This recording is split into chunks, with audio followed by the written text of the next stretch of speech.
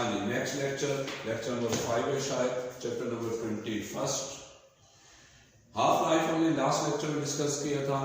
इसका न्यूमेरिकल और ऑब्जेक्टिव के पॉइंट ऑफ व्यू से फ्रैक्शंस पूछे जाते हैं, उसको थोड़ा सा रिवाइज कर लें, थोड़ा सा और डिटेल में देख लें, फिर नेक्स्ट आर्टिकल शुरू करते हैं। आमतौर पर ऑब्जेक्टिव में पूछा जाता है कि 2 या 3 या 4 या 5 हाफ लाइफ के बाद how many fraction of radioactive element will be remaining या how much fraction will be decayed. कितना हिस्सा, कितनी कसर डिके हो चुकी होगी या कितनी बच गई होगी, वो हमने बताना होता है, फ्रैक्शन में आंसर करना होता है। नंबर, इनिशियल नंबर बाद दफा नहीं दिए जाते, तो इसको थोड़ा देख लें। यानी फ्रैक्शन का मतलब फिर ये हो गया कि हम शुरू में 1 लेंगे और उस 1 की फ्रैक्शन हम चेक करेंगे। तो अब देखो, अगर शुरू में 1 यानी 100% है या n है या कोई भी इस तरह आप सिंबल दे दें, तो एक हाफ लाइफ के बाद हाफ बच जाएंगे और हाफ डिके हो जाएंगे। तो इस तरह लिखने को हम फ्रैक्शन बोलते हैं। क्यों जी, कितना टाइम लगा? 1 हाफ लाइफ के बाद। हाँ जी, उसके बाद नेक्स्ट हाफ लाइफ, एक और हाफ लाइफ के बाद इसी का हाफ यानी 1/4 रिमेनिंग होंगे और 1/4 ही डिके हो जाएंगे। ये कितनी देर के बाद? ये हुआ सेकंड हाफ लाइफ के बाद। इसी तरह फिर दोबारा थर्ड हाफ लाइफ के बाद इसका हाफ यानी 1/8 remaining and 1/8 will be decade. एक और देखकर फिर इसको कंक्लूड करते हैं। तो फोर्थ हाफ लाइफ के बाद इसका हाफ 1/16 क्या हो जाएंगे? रिमेनिंग होंगे और 1/16 डिके हो जाएंगे। इसी तरह 5 half life, 6 half life, 7 half life and so on. अगर शुरू में नंबर ऑफ एटम्स n देता है तो फिर आ जाएगा n/2, n/4, n/8, n/16 and so on, चलता चला जाएगा। इस तरह चार्ट सा बनाकर आपने इसको आंसर करना है। तो अब ये जो नंबर्स हैं, ये हैं जो बच जाएंगे, रिमेनिंग होंगे। यानी फोर्थ हाफ लाइफ के बाद 1/16 रिमेनिंग होंगे और बाकी डिके हो जाएंगे। अब अगर वो पूछे कि 4 हाफ लाइफ के बाद कितने डिके हो गए हैं, यानी टोटल 4 हाफ लाइफ्स में टोटल नंबर ऑफ एटम्स या न्यूक्लियाइड्स टू बी डिकेड, उसके लिए फिर क्या करेंगे? दोबारा सुन लें। ये जो है नंबर है, ये number of atoms which are left, which are remaining after 4 half lives, तो ये वो नंबर है 1/16 जो बचे हुए हैं। कितने डिके हो गए वो कैसे फाइंड करेंगे? जाहिर है वो फाइंड करने के लिए ये इनिशियल है, ये 4 हाफ लाइफ के बाद बचे हुए हैं, तो इन दोनों को आपस में जब माइनस करेंगे तो माइनस करने से जो रिजल्ट आएगा वो होगा नंबर ऑफ एटम्स या nuclides to be decayed after 4 half lives. तो माइनस करने से देखिए आंसर क्या बन रहा है। जब लिख भी लेता हूं कि number of atoms to be decayed after 4 half lives, ये आ जाएगा। शुरू में 1 थे, 4 हाफ लाइफ के बाद बचे हुए हैं 1/16, इनको माइनस करना है तो डिकेड हमें मिल जाएंगे। माइनस करने के लिए 16 एलसीएम ले लें और इस तरह ये आ जाएगा 16 - 1 is equal to 15/16। अब इसके लिए शॉर्टकट कि आप इस तरह हर वक्त एलसीएम नहीं देंगे बल्कि सिंपली देखते ही आंसर कर देंगे। फॉर एग्जांपल देखिए यहां पर 4 हाफ लाइफ के बाद जो डिके हो चुके हैं वो 1/16 और जो जो रिमेनिंग है वो 1/16 और जो डिकेड हो चुके हैं वो 15/16। करना क्या होता है कि ये जो नीचे डिनोमिनेटर में नंबर होता है इसको इसमें से एक माइनस करके ऊपर लिख दें। इसमें से डिनोमिनेटर में जो नंबर है उसमें से एक माइनस करके ऊपर लिख दें और इस तरह लिखने से जो फ्रैक्शन बनेगी वो फ्रैक्शन होगी number of atoms to be decayed, कि कितने डिके हो गए हैं वो हमें बताएगी। फॉर एग्जांपल अगर हो थर्ड हाफ लाइफ के बाद जहां पर 4 की बजाय क्या हो थर्ड हाफ लाइफ, तो थर्ड हाफ लाइफ के बाद रिमेनिंग कितने हैं 1/8 और डिकेड कितने हो जाएंगे 7/8। इसी तरह एक और एग्जांपल लेते हुए 5 हाफ लाइफ के बाद, क्योंकि 5 हाफ लाइफ के बाद कितने बचे हुए होंगे इसका हाफ यानी 1/32 रिमेनिंग होंगे और इस दौरान 1/32 ही डिके हुए हैं। तो फिफ्थ हाफ लाइफ के बाद रिमेनिंग है 1/32 और टोटल इन 5 हाफ लाइफ में टोटल कितने डिके हो चुके हैं, इन टोटल 5 हाफ लाइफ में कितने डिके हो चुके हैं। तो इसी को देखते हुए ये 32 है इसमें से एक माइनस करते हुए 31 आ जाएगा, तो इस तरह ये लिखा जाएगा 31/32। तो 31/32 क्या होगा, ये होगा number of atoms have been decayed in 5 half lives और ये क्या होगा number of atoms remaining after 4 half lives।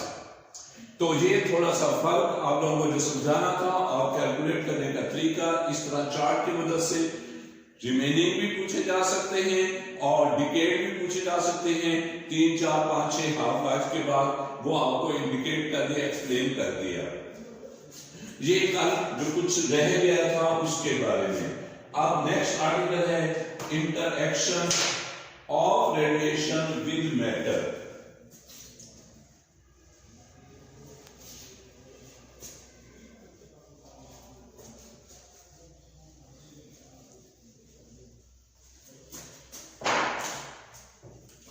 Next article interaction of radiation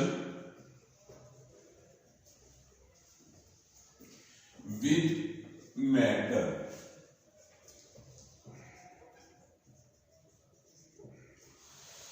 हाँ जी, रेडिएशन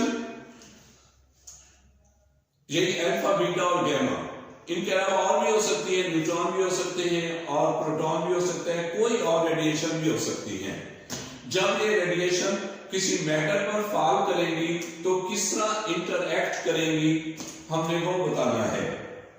इस इंटरएक्शन में 3 हमें मेन बातों का जिक्र करना है। एक, रेंज क्या होगी इन रेडिएशन की जब वो किसी मैटर में एंटर होंगी। दूसरे नंबर पर आयनाइजेशन फिनोमिना, ये क्या होगा ये भी हमने बताना है। और तीसरे नंबर पर ये रेडिएशन मैटर में एंटर होकर किस तरह के पाथ पर मूव करेंगे ये हमने बताना है। और साथ ही इन तीनों के जीवन में हमने अल्फा बीटा और गैमा का डिफरेंस भी बताना है कि रेंज अल्फा की या बीटा की या गैमा की या आयनाइजेशन अल्फा की या बीटा की या गैमा की कैसे कंपेयर होगी, या पाथ अल्फा का कैसा होगा, बीटा का कैसे या गैमा का कैसे, तो इनको हमने बताना है। तो सबसे पहले नंबर पर आ जाते हैं रेंज को। पहले तो हम ये चेक कर लेते हैं कि ये रेंज हम कहेंगे किसको। अब देखो अगर ये कोई एलिमेंट है, कोई भी सब्सटेंस है, कोई मैटर है और इसके अंदर जाहिर है ये एटम्स जिन्हें लेटस एटम्स का नाम दे रहे हैं। अब जब ये कोई रेडिएशन, कोई भी ये रेडिएशन एंटर होंगी, तो अगर ये रेडिएशन भारी है, हैवियर है, जैसे अल्फा पार्टिकल है, तो तब तो ये रेडिएशन स्ट्रेट पाथ पर मूव करती चली जाएंगी, आसानी से डिफ्लेक्ट नहीं होंगी। तो इस तरह इन्होंने जिस स्ट्रेट पाथ जो डिस्टेंस कवर किया है इस मैटर के अंदर, उसी डिस्टेंस को हम नाम दे देंगे रेंज का। The distance covered by the radiation in a matter is called the range. लेकिन अगर ये कोई लाइटर है, हल्का पार्टिकल की ये रेडिएशन है, तो जब ये वाली इसके अंदर एंटर होंगी, तो इन ये जो लैटिस एटम्स है, इनके इलेक्ट्रॉन और इनके न्यूक्लियस वगैरह की वजह से स्ट्रेट पाथ, अट्रैक्शन और रिपल्शन की वजह से स्ट्रेट पाथ पर मूव नहीं करेंगी, बल्कि इस तरह के इरेगुलर या जिगजैग पाथ पर मूव करती चली जाएंगी। अब हम रेंज किसे बोलेंगे?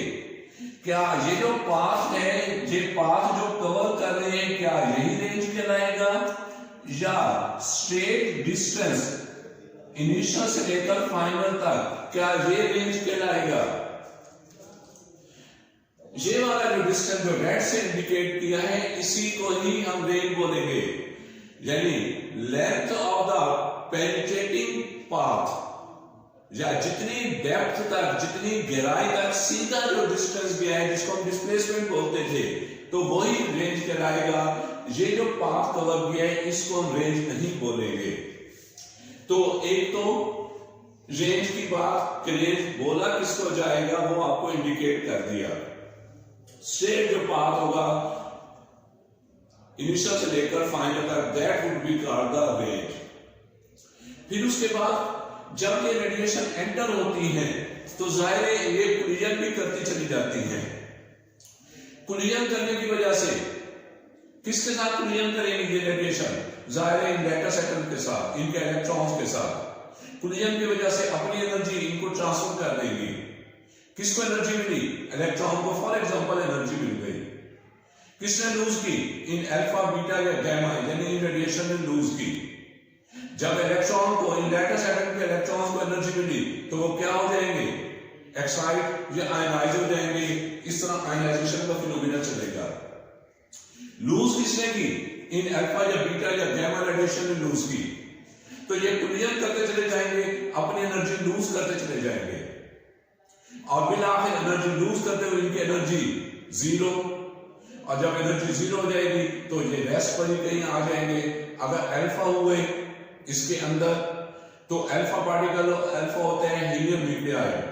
ये इसके अंदर जो इलेक्ट्रॉन है, जो आयनाइज कर चुके हैं, उनमें से 2 इलेक्ट्रॉन को अब्सॉर्ब करके न्यूट्रल हीलियम न्यूक्लियस बन जाए, हीलियम एटम बन जाएगा। तो इस तरह ये सिलसिला इनके अंदर चलता है। 12 तो हमने रेंज को डिफाइन कर लिया कि रेंज इस तरह डिस्टेंस जो होगा, जितना डेप्थ या डिस्प्लेसमेंट होगी, वही रेंज कहलाएगी। अब ये रेंज डिपेंड किस पर करती है, अब उसकी बात करने लगे हैं।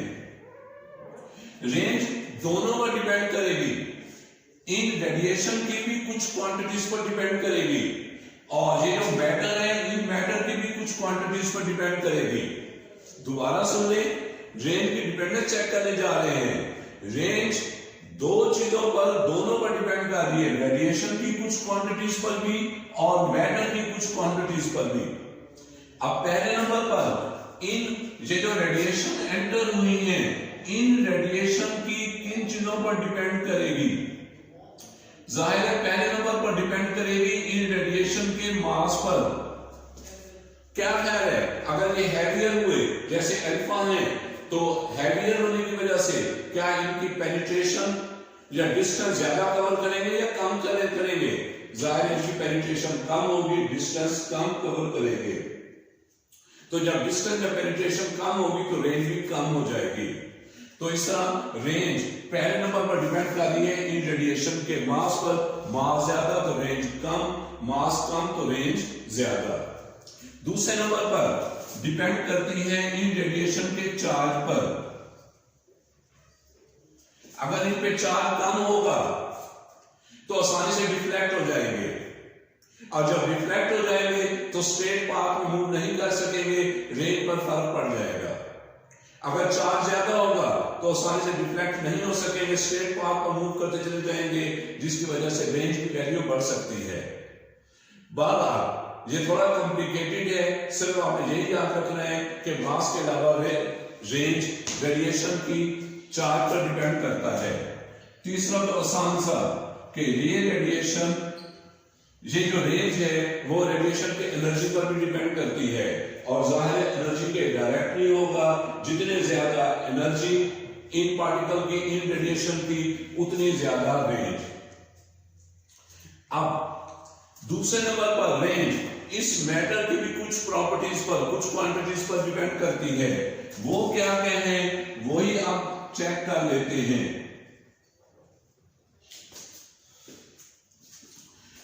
दोबारा सुन लें, अब हम क्या करने जा रहे हैं, अब हम चेक करने जा रहे हैं कि ये जो रेंज है वो मैटर की किन क्वांटिटीज पे डिपेंड करती है।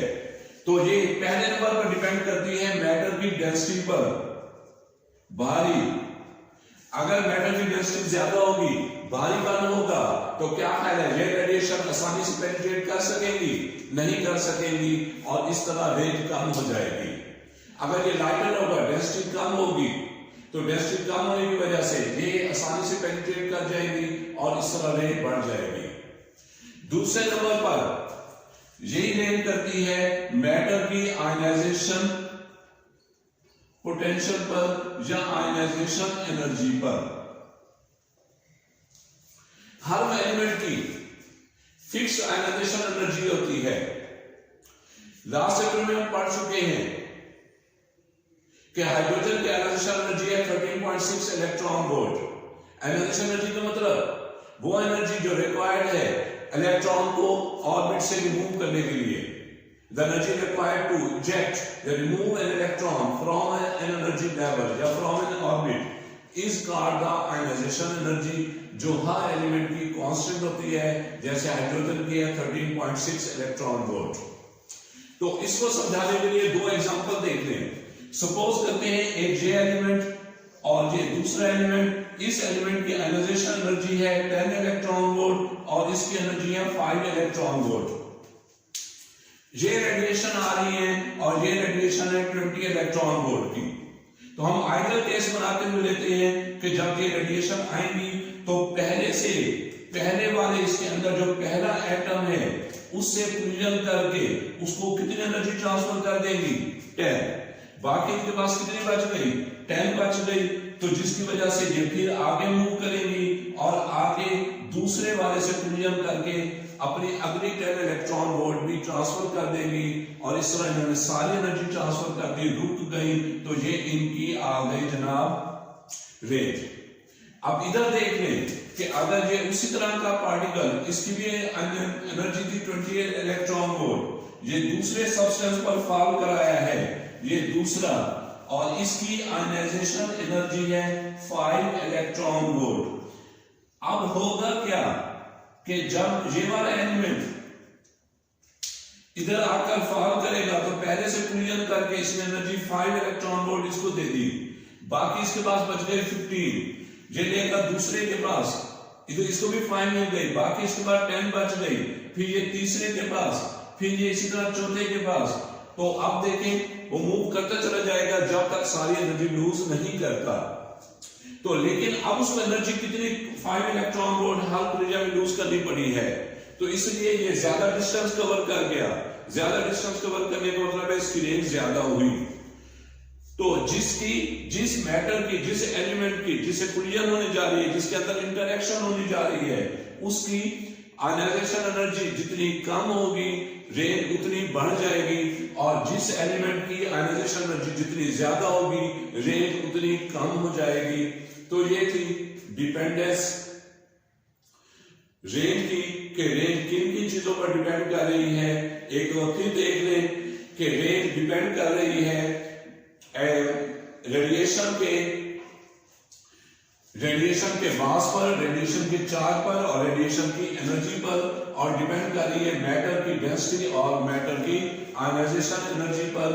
ये डिपेंडेंस चेक कर ली, उसके बाद फिर कंपेयर करने हैं, लेकिन पहले हम आयनाइजेशन को वो इंशाल्लाह नेक्स्ट लेक्चर में